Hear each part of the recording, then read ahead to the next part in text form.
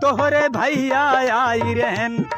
रिंकू पिंटू बेटवा बद कुछ कपड़ा लाई रहन।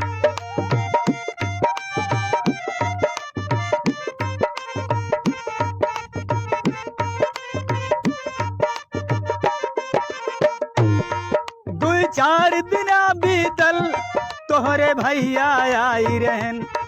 रिंकू पिंटू बेटवा बद कुछ कपड़ा लाई रहन।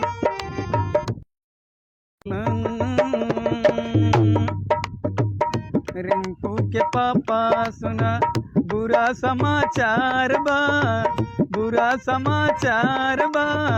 रिंकुआ के पेट झरत बा, पिंटुआ बीमार बा।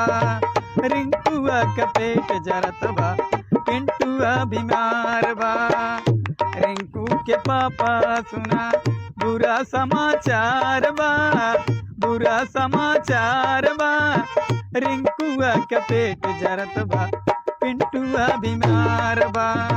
रिंकुआ के पेट झरत बा, पिंटुआ बीमार बा। दो चार दिना बीतल दादा के खांसी आवत बा। परसों पड़वा मर गया भैंसिया नाही लागत बा। दो चार दिना बीतल दादा के खांसी आवत बा। परसों पड़वा मर गया भैंसिया नाही लागत बा।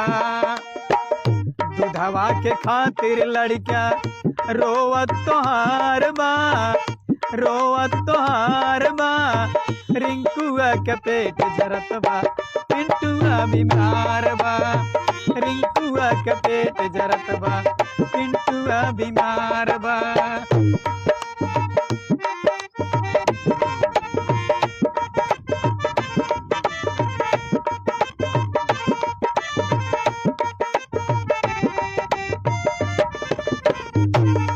सब तेल महंग हो गया कि बिजली आवत बा नाही। सब कई खेत झूरात बड़ी दुर्गत बाटई सबके।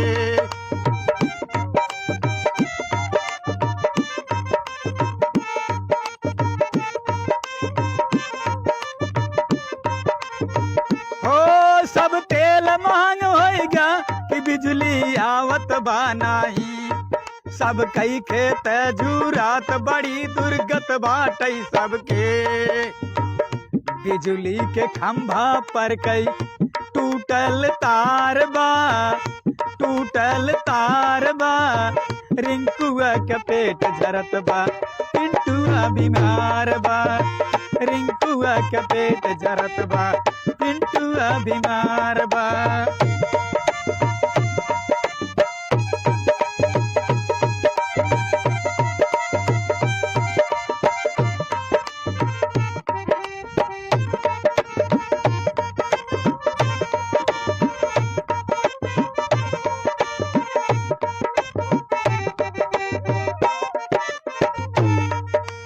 चार दिना बीतल तोहरे भैया आई रहन।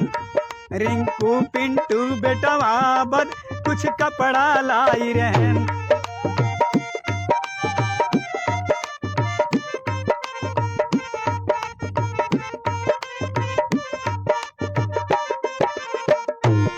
दो चार दिना बीतल तोहरे भैया आई रहन।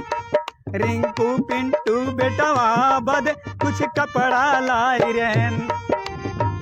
भैया रजेश्वर किया अबहिन उधार बा, अबहिन उधार बा। रिंकुआ के पेट झरत बा, पिंटुआ बीमार बा। रिंकुआ के पेट झरत बा, पिंटुआ बीमार बा।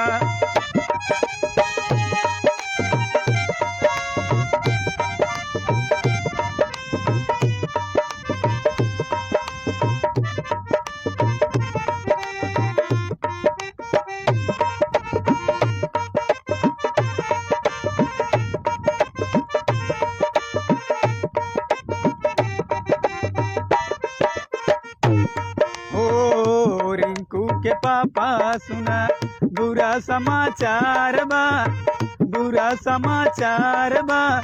रिंकुआ के पेट झरत बा, पिंटुआ स्वाभिमान।